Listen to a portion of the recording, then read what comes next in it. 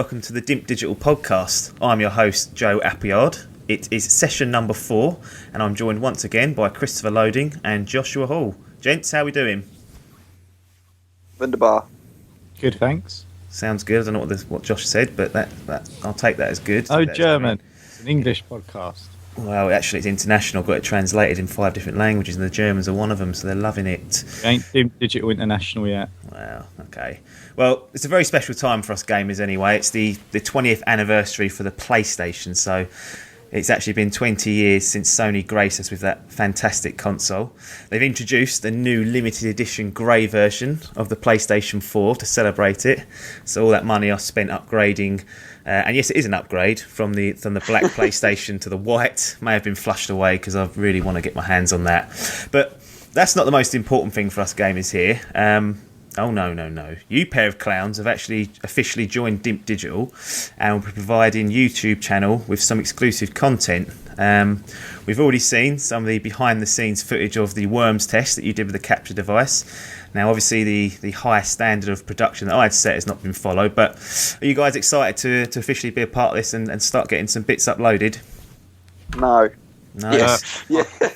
I'm excited to start ruining lives. Everyone's just wasting 10 minutes of their time watching our dreadful content. Yeah, I'm going to apologise in advance for anything that we may say or do that offends people, which will no doubt take no time at all. But it's good. We've been talking about doing it for a long time. At least it's hopefully going to get some decent content out there, and maybe something that helps someone somewhere at some point, I suppose. That's it, yeah. Unlikely. Well, it's unlikely, but yeah, it takes the burden off me, and then you guys can start doing what you want. Obviously, I'll chip in with my usual bits, and we'll do some bits and bobs together as well. To celebrate this, we're actually giving away $1 million worth of in-game currency for GTA 5 on the PS4.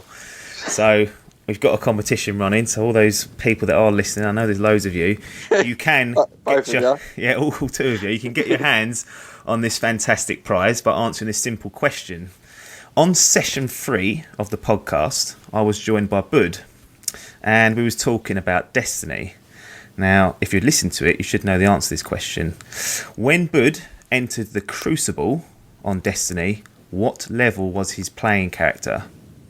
So what level was Bud when he entered the Crucible, got slaughtered on Destiny? Get your answers in to our email address, which will be given out at the end of the show, so you're going to have to listen to the rest of this to get hold of that, but we'll give it out at the end. Yeah, well, that's the way we roll here, sort of get how we can. Right, enough of that bollocks. Let's talk about the games. What have you boys been playing? Logan? Yeah, All right. one of you. Normally we do this every week or so. It shouldn't be hard, this bit. Basics, really. Yeah. Right, nothing different, really. I've been playing Destiny and FIFA, and Football Manager is still on the go. So I will carry on telling you 20 minutes of Football Manager related. No, banned. Well, banned. I think it's worth it, but there's obviously no accounting for taste here. So there's nothing new, really. A bit of Worms, as you can tell from our video that's recently come out. I say it's come out, our video, it's more behind the scenes test, but yeah, just basics really, nothing new. Was toying with the idea of GTA, but haven't actually been able to get my hands on a copy yet. So. Yeah, that's unlike gaming these days. Normally you can get your hands on most things, but it seems like there's no GTA 5s for the Xbox One for Logan. Okay, Hall. It's sold out. Yeah, well, go to a dedicated game shop, mate, and you'll find it. Hall, what have you been doing? Same as usual, really. I've been playing a lot of Destiny at the moment. Still absolutely glued to it. I've played a little bit of Worms, as Logan said. We've been kind of messing around on that, and now it's free. I've been trying to encourage a few people to get that downloaded to join in, because obviously it's a bit more of a social game. To be honest with you, that's pretty much it. A little bit of pure Paul. Jesus fuck. Achievement hunting, really. And that's that's pretty much it. To be honest, this is just kind of at that bit of a crossroads at the moment where there's so many good games out. I can't really decide what to buy. No, it's a sickener, isn't it? Well, I've been playing through Assassin's Creed Unity. Looking to finish that in the near future, hopefully sometime during the next week or so. GTA 5. Pez and Halo the Master Chief Collection. Far too many games on my plate at one time. It's far too many. I like to have just one game that plays a single player game, one game for multiplayer, and at the moment I've got 4 single player games that all have multiplayer aspects to them. So it's a bit sickening, if I'm honest, and it's getting me right down. For you guys, is there an ideal sort of number of games that you like to have during any one time? Do you like being, having stacks of games just to burn through, or do you like just having one at a time, one big sort of single player moving on? What's your sort of preference when it comes to sort of having your gaming library? My preference personally is to have one either co-op or multiplayer on the go that I can sort of put on and play a lot of. Then I like something to just burk around on, so something relatively unintense, I suppose, something stupid. What was that game we used to play with where you connected the arms together? Best game ever. We used to play it. Mount Your Friends. Mount Your Friends. Best game ever. Just fuck about. Mount Your Friends is basically a climbing game with nude men where their cocks swivel around and you climb on top of a horse, and the idea is to get as high as possible. We've wasted too many hours playing that game. It is such a good game, but yeah. So is it though? Well, we played a lot of it, so yes. No, we had. So we generally have sort of. I'd have that. So I'd have. Normally, my standard is Call of Duty. So that's a multiplayer. FIFA, generally to burk around on, and maybe one other thing, but nothing too big. That was a long-winded approach to say 3 games. That would have took 10 seconds, but we know. But the reasoning behind, so I wouldn't have 3 multiplayers or 3 intense single players. They have to be different and offer something else. Yeah, fair enough. Hall, I mean, I imagine you. Don't know. It could be wrong. My fault is that you just got games coming out your arse half the time. I do stacked have up and quite a lot on the go. Yeah, I like to keep plenty on the go because I have to kind of keep myself entertained. Generally, I'm sort of not a million miles away from where Chris is. I like to have at least one game that I play online, just a multiplayer game, which at the moment for me is kind of Titanfall, I suppose. Then I have a one-player game where I'm doing the missions and bits and pieces, all which can be done co-op, which for me at the minute is Destiny. And then I have all my kind of other bits and pieces that I've got on the go that are just kind of filler games. So I'm still doing Assassin's Creed Black Flag. I haven't finished that yet because I like to do the Assassin's Creed to 100% if I can. Yeah. I have got a lot on at the moment, still going, but I generally don't get around to finishing loads of bits and pieces. I like to have something easy as well, just to kind of. That's why I've got Pure Paul and Worms. They're just both stupid games which you can just go on and just not do anything on, not achieve it. That's another thing that GTA is very good for. Yeah. And kind of go on and just ponder around online and just burk about and not worry too. I mean, when we was on GTA, I think rather than doing the jobs, you must have spent 30 hours just doing that same fucking races over and over again. Yeah, that's exactly all we did. It. There's dedicated racing games we could have done that on. Nope, we thought it'd be a better idea to sit there on GTA doing that. You need endorsement of GTA though. Well, yeah, it's good though, isn't it? Good game, does everything. It's an all-rounder. Well, come on, that's not good enough, is it? Ubisoft have been very busy.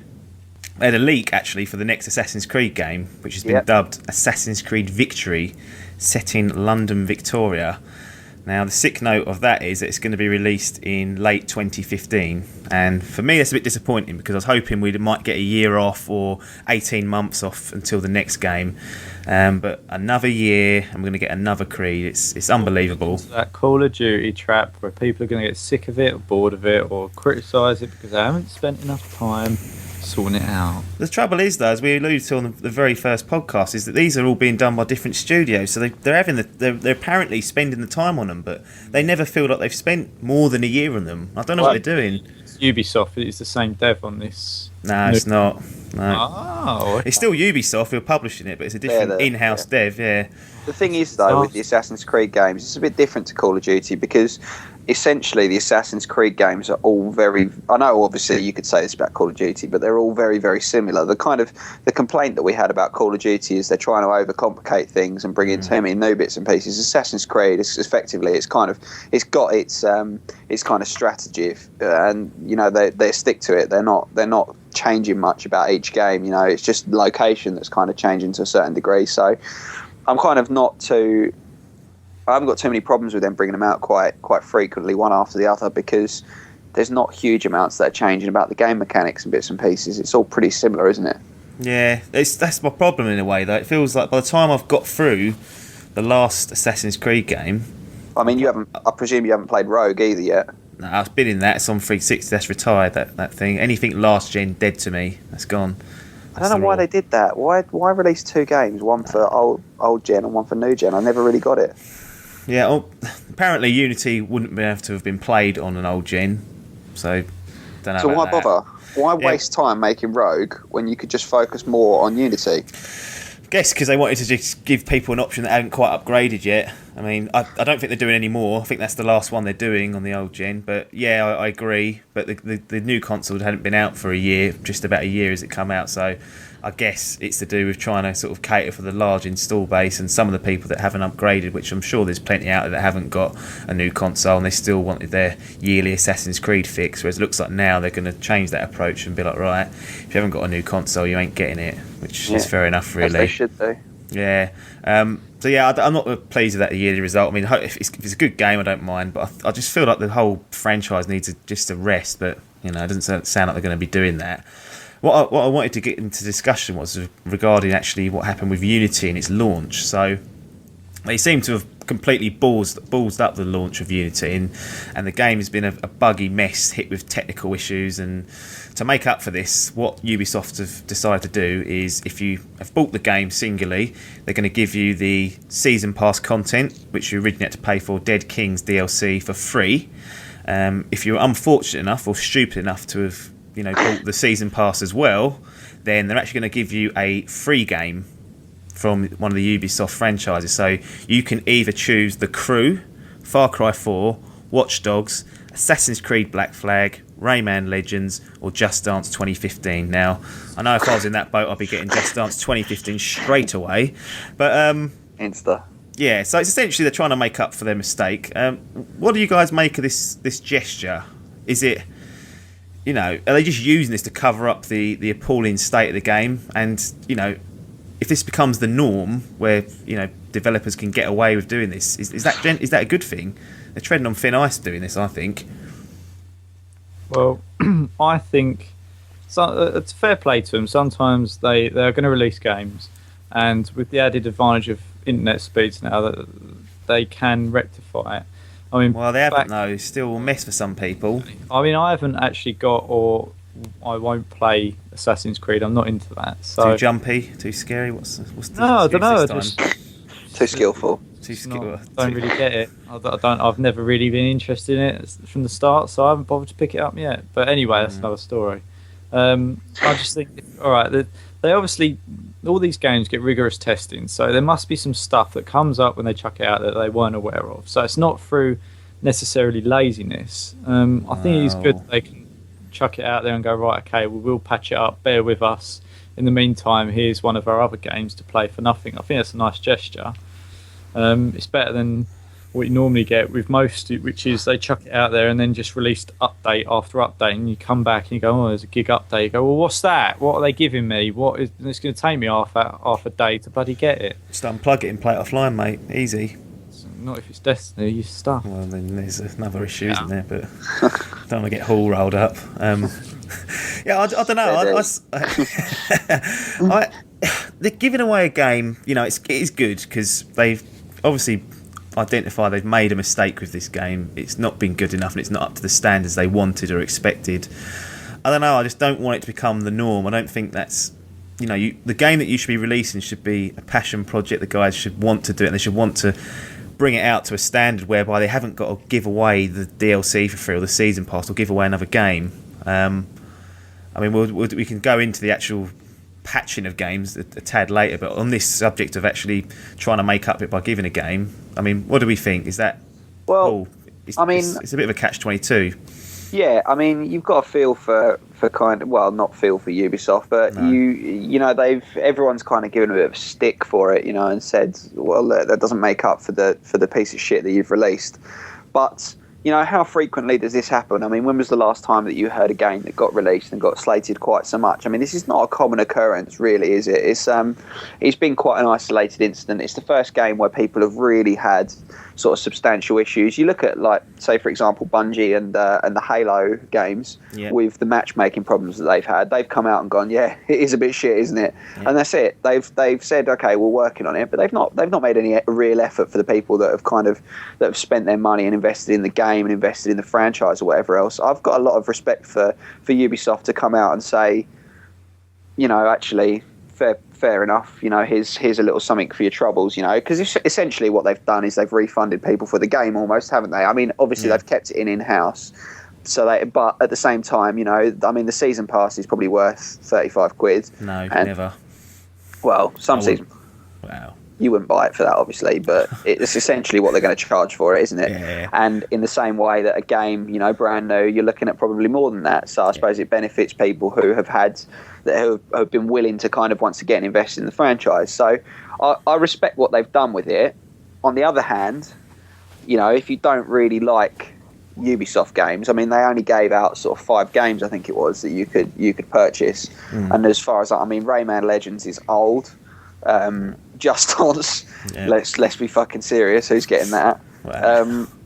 Assassin's Creed Black Flag, old game. Already burnt by Assassin's Creed. Who wants that? Exactly. Who's going to go out and buy that? I mean, then that leaves you with The Crew, Watch Dogs, which has been out for a while, and Far Cry 4. So that's a bit of a gem. Far Cry 4. If you stay away from The Crew, just do not bother with that, because they'll be patching that next. Yeah. They'll give away free games for how poor that is. So what I mean is, though, they've really, I mean, realistically, out of the 6 options that we've named, you've got 3 that you'd potentially look at.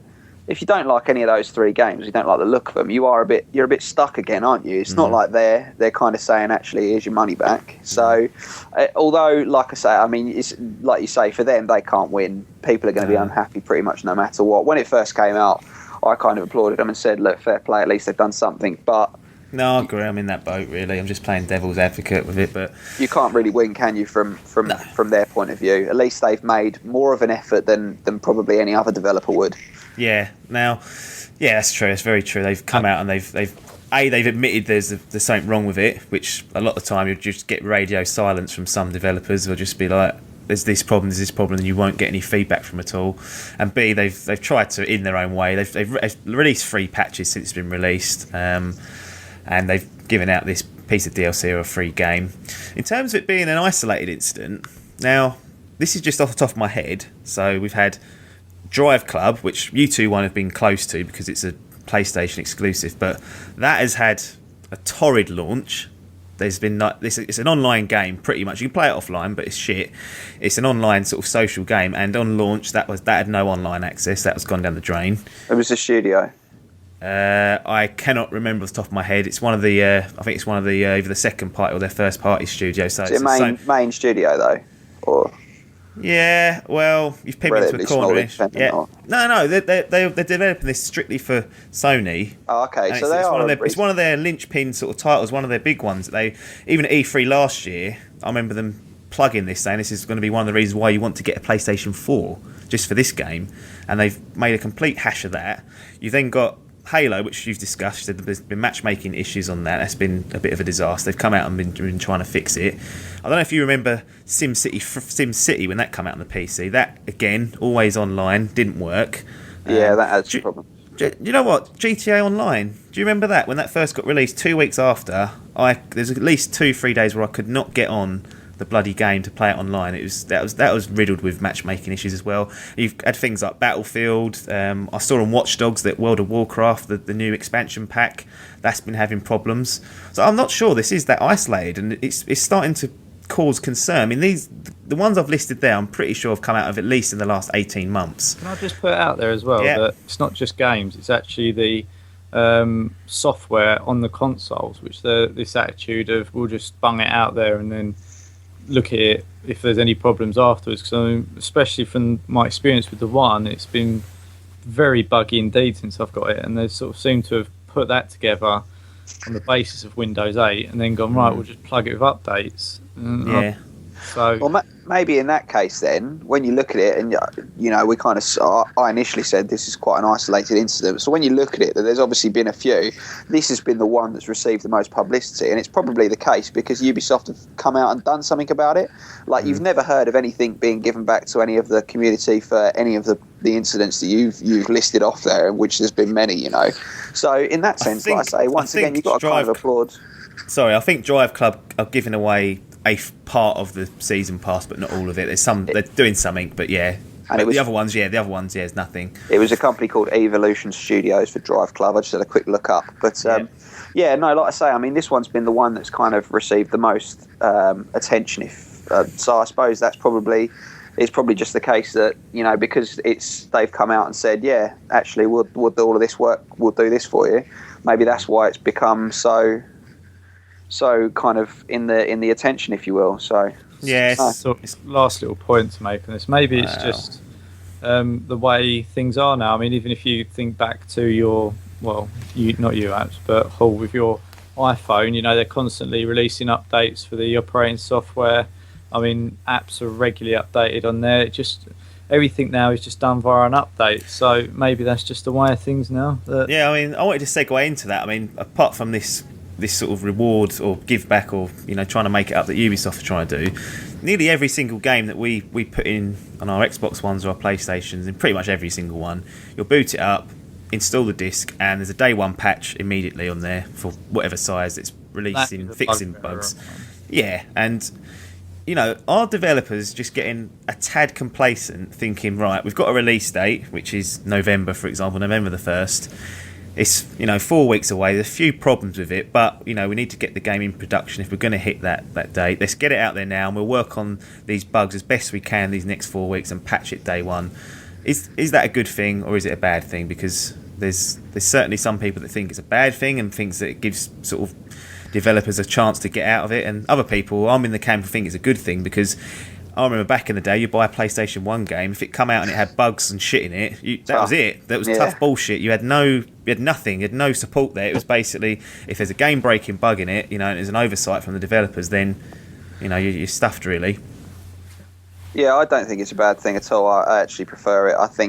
I mean, don't get me wrong. I'm not encouraging them to rush releases. I don't want to see stuff come into my shelf before it's due. But I think it also quite a large factor is that a lot of gamers are pricks and go out looking for glitches and bugs. I mean, obviously a big game in mine and certainly mine and Chris's kind of rank hierarchy, if you will, is the ever-present Call of Duty 4. Now, if you go online on that now, it's just a complete disgrace. There's people flying, there's people invisible, like it's unplayable. Get live, mate. Pack it in. Just go on there, play it. Why are you figuring all this out? Because my friend went online on it and went into a lobby that someone was obviously cheating in. He shot someone and it gave him negative points, which put him to level 0.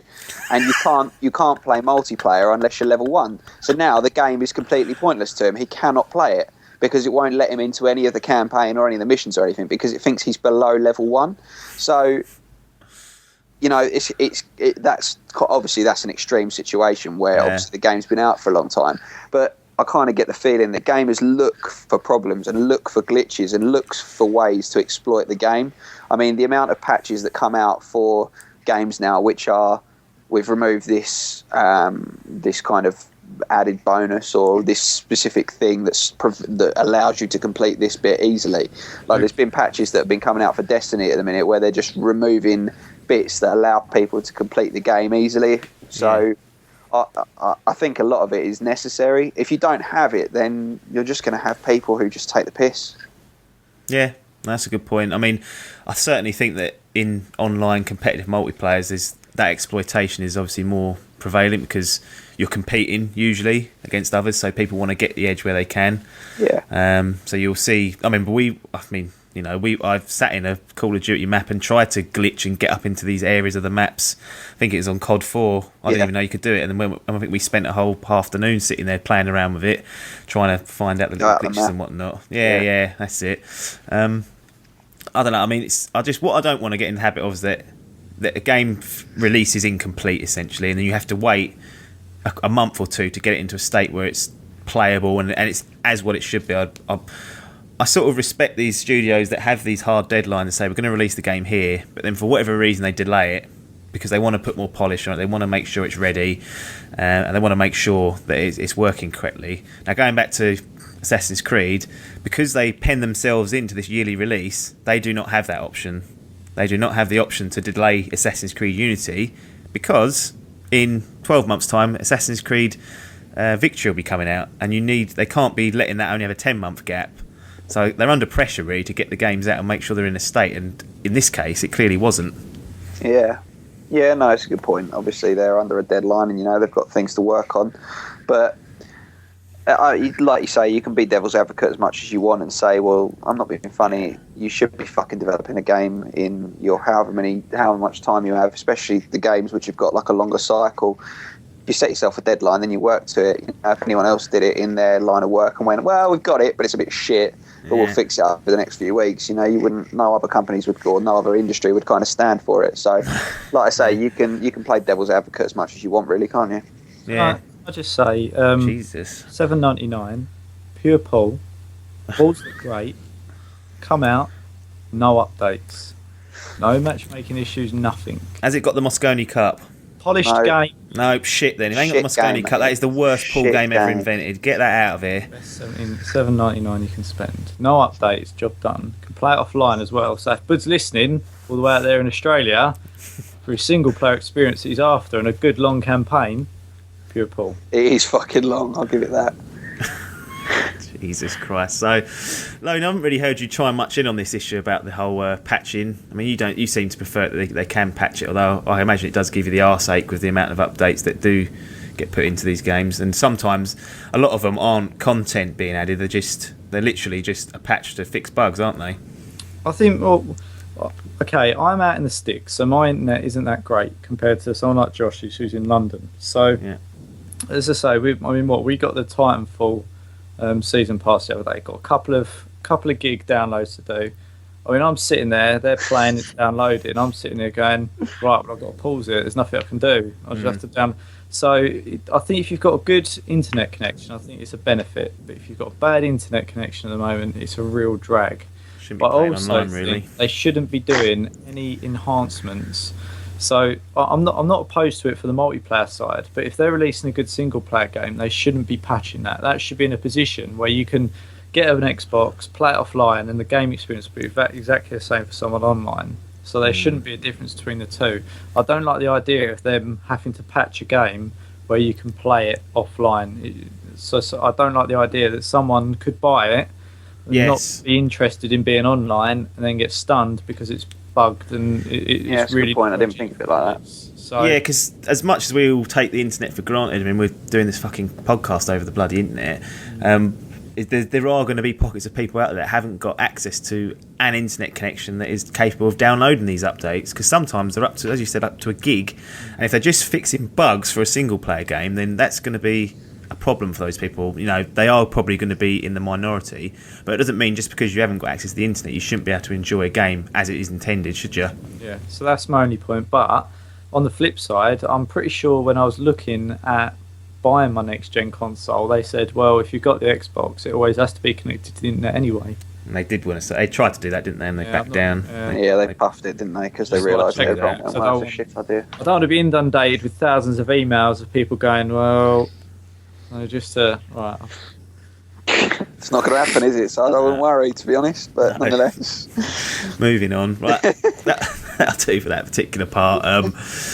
Let's go on. Let's discuss these Black Fridays and Cyber Mondays. I've already aired my thoughts on what a disgrace it turns the United Kingdom into now as well. There's just fucking animals out there, isn't there? Just absolute anarchy. Yeah, but in terms of, let's stick to the gaming. I mean, we all know there's a lot of pigs out there that have gone out there and made a fool of themselves. In terms of game, I mean, I only picked up the Titanfall season pass for a £5. Titanfall with the season pass was £10.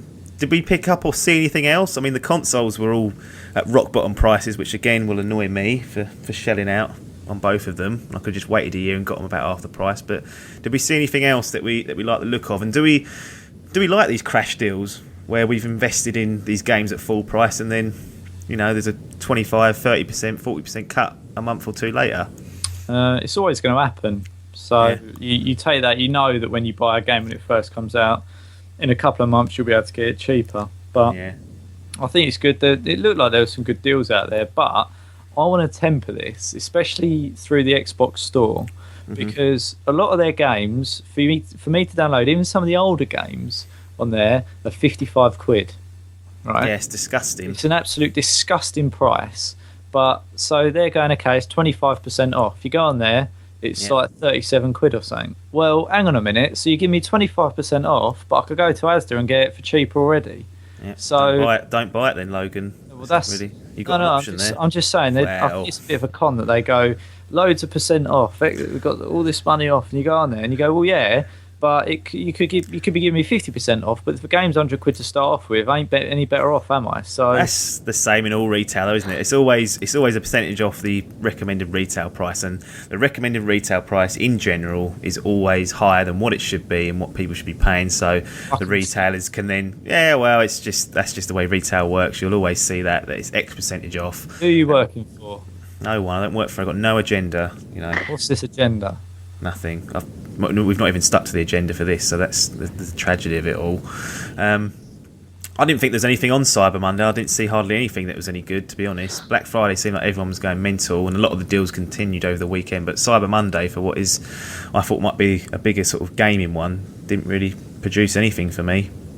No, I mean, like you say, the console deals were obviously the kind of big thing that was obviously more in store than it was online. But in terms of online, I mean, certainly what the two big things that I noticed, one going to the fact that Logan said of, games being a ridiculous price to start with. Like there was big games on there. The games that are kind of the big names, like the Destiny and other than Titanfall, which was obviously a ridiculous price, and I can't believe anyone who doesn't have it wouldn't buy it for that price. But I looked at Destiny because my brother's just got an Xbox One, and I was going to say to him, get it on Black Friday. I told him to get Titanfall.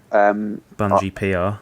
Well, I was going to say to him to get Destiny. How does it make its way into every podcast? We'll be on podcast 25 and we'll be talking about Destiny. It's just such a good game, mate. But I looked at it, and the only one that they've got on sale is the deluxe edition, which is 80 quid. 80 quid to start with, and then they go, you got 40% off. Oh, brilliant. I'll just pay it. I'll shell out the 55, 60 quid. It's not a sufficient deal. I'm sorry, it's not good enough to warrant purchasing that price. DLC separately, because if I bought the game for 42 quid, the DLC pack is 35 quid, so that's 77, so actually you're better off.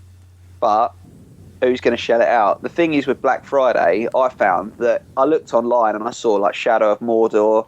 I saw obviously FIFA 15. I saw Madden, the latest Madden game, which I've been kind of toying with the idea of buying. But the thing is, for me, those games are all kind of impulse purchases. Now, when I look at buying a game, I like to have a bit of a look into it. I like to have a look at some reviews. I like to know what the game's about to make sure that it's going to get rubbish. It makes sure it's going to get a decent amount of game time. In order to with your hard-earned money. Yeah, exactly. Like things like not cheap, are they? Well, no, that's the thing. Like an indie game or an independent game of some sort, which is sort of 7-8 quid. You kind of think, well, it's only a few quid. If I play it 3 or 4 times, it's got its money's worth. Yeah. But if I'm shelling out 50 quid for a game, I want a decent game out of it. And even the cheaper deals on Black Friday were sort of 27. And I still kind of think, if I buy a game for 27 quid, play it once, and that's it. I can't. Yeah, it's not really. It wasn't really nothing on there was really quite enough to really tickle my fancy, if I'm honest. No, I think that's what we've had for all of us, apart from the Titanfall, which I think everyone jumped on board with. Of course, I already bought it, 35 quid. Thanks very much. That's what you can do. Wait till Black Friday. So that's the last all over again. I know. That's the last I want to hear about Black Friday or Cyber Monday. I think it's awful that it's managed to have this much of an impact over here, but. If you can grab yourself a bargain, you haven't got to trample over some poor old lady's head to do so, then more power to you. But get trampling. Yes, just get trampling. Just do it. Just fuck it. Just go down the co-op. Just start having at people. Nothing on sale. Just do it anyway. Is that what you're doing now? Is it spending your time mate, doing I'm literally punching some old lady in the face as we speak. Oh, poor old. Not even Friday. Woman. Come on. Anyway. Yeah, enough of that. So, you're our Wii U connoisseur. You're the only one that's got the Wii U. Logan's apparently got one on his Christmas list. It's not Wii U, it's just a Wii, by the way. What? Yeah. Oh, fucking hell. I thought it was a Wii U. No, so it's just a Wii. What? I am satisfied with just a Wii, because it won't... I've got one here you can have. You should have told Jodie that, shouldn't you? She'll be Got listening two. to this going, bloody hell. I've just unplugged my Wii and just put it away for the year. So My Wii Wii U is U. backwards compatible, isn't it, Hall? Yeah. So you right. The Wii U is not even only backwards compatible, it actually has the Wii system completely built into it. Like, as soon as you put a Wii disc in, it just reverts to the original operating system. So... Right. There you go. Well, to be honest, loading, that's... Well, I've unfortunate. ruined it for her, really, because I was sitting there the other week and I was lying in bed and I went, I think I'm going to go and buy a Wii U when I get paid. And she sort of gave me that look of, you bastard. It's like, what? And then for some reason she just gave the game away that she'd gone and got me a Wii for Christmas. There's not a Wii U though. So yeah, Hall, there's been some Wii U game exclusive come out. In fact, most of the stuff that comes out on the Wii U is exclusive. There's not a lot of third-party support, which I think hurts, Nintendo a little bit. But you've had Bayonetta 2, you've had Super Smash Bros, which is out now, which is getting good reviews. Mario Kart, Mario Brothers. They're all getting very, very positive reviews and good critical reception, but no one seems to be taking any notice. And you've got the console there, and before we started you even said, well, I've not even been playing it that much. What's going on? Right, I think quite a big thing you have to think about is they're aiming at a very young audience. And With Bayonetta 2, she's a right slut. Yeah, but the thing is that's not the right type of game for the Wii, is it? The Mario games are perfect because they cater to everyone. It's a family console, it's a party console, yeah. So they work perfectly. Something like Bayonetta 2, or like when the original Wii came out, and there was a game called Red Steel, which I got, which was like a Japanese samurai game. Yes. And it was an okay game. It wasn't anything special, but it didn't sell very well because people weren't buying it for that. They were buying it for the party games. Yeah. And now, that when we were a bit younger, these appealed because these were the kind of games that were coming out for the Nintendo games, and we could all bomb around someone's house and play them or whatever. But now, the people who are sort of the age that we were when these games were coming out first time round almost, are all playing Call of Duty. Like, you go online and, the majority, although Call of Duty is obviously an 18, there's violence and swearing, or a 16, I don't even know anymore. I get ID'd at Argos, so it just kind of defeats me.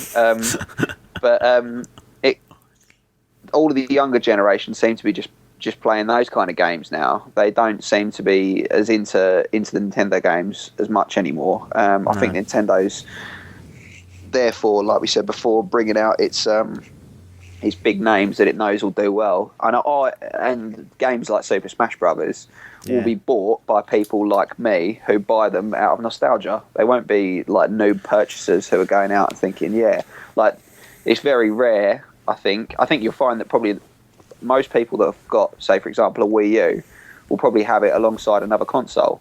Certainly all of my friends that have got a Wii U have also got either an Xbox One or a PS4. There's very few people that think, do you know what, I'm going to have the Nintendo console over the other two. It's not a choice that you have over the other ones. It's something that you have alongside to kind of keep you entertained. And it's very rare that I think that you have someone that's sort of solely dedicated to that. And as such, we've ended up with some really top draw games coming out, and they get completely overlooked because they're just not.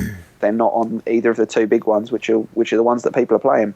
Yeah, I mean, you look at something like Super Smash Brothers, and that's got some good reviews, and it just looks like Super Smash Brothers that I played a decade ago around your house, though. And I think that's part of the problem, is that the games are getting very good reviews because they are the best iteration of that game, which happens to be over a decade old. Do you know what I mean? I don't see there being much similar, innovation. It's not like it's got much competition. There's so many FPSs out and about that there's inevitably going to be naysayers about the Call of Duty franchise, or if you don't like Call of Duty, you like Titanfall, or vice versa.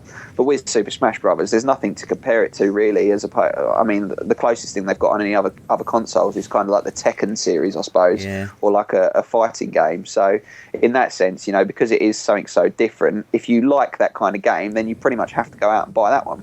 Killer Instinct, Xbox One. Free. No one got it. Good. There you go. Was it? Yeah. When? Came up free with a console, mate. Oh. You had to pay for a load of other stuff though if you wanted to unlock the rest of it. But yeah, Shit game anyway. Right, Fair enough. So that's a wrap then, guys. Thanks again for joining me. If the listeners, or if you're watching this on YouTube, if you want to get in contact with us, you can do so on Twitter. That is @DimpDigital, or via the Dimp Digital Facebook page, which you can just search Dimp Digital for. If you want to enter our competition, then the address you'll need is dimpdigitalmedia@gmail.com. Logan, you're the social media manager, so make sure you actually check that, and we'll pull out a random winner when we convene in the next 2 weeks. No answers via Facebook or Twitter though, please. Yeah, don't bombard us on that shit, because we won't. It'll just annoy us because we'll get Hundreds notifications. of notifications. It just won't stop going off. Inevitable, unless we don't have any emails by sort of Friday time. Then we might open it up, yeah. Or I might just start going around to people in the street going, can you just pick a number between 1 and 20 and just tell us what the answer is, and whoever gets that can have it. Maybe it's the old lady that we've trampled on. Yeah, but she's breathing at least, that's fine. But that's it then. So that's a goodbye from Christopher Loding. Ta-da. Goodbye from Joshua Hall. Yeah, I'll be Shane. And it's goodbye from me, Joe Appleyard. Thanks for your time, and ta-da.